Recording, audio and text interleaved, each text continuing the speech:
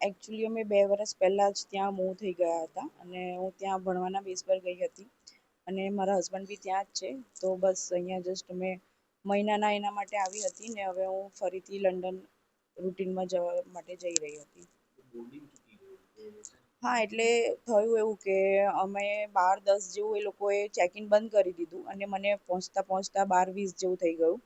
તો મેં એ લોકોને રિક્વેસ્ટ કરી 10 મિનિટ, મેં કીધું હજુ 10 જ મિનિટ થયા છે તો મને જતી રહેવા દો. પણ સમહાઉ એ લોકોએ મને ના જવા દીધી અને મારે પાછું ફરવું પડ્યું.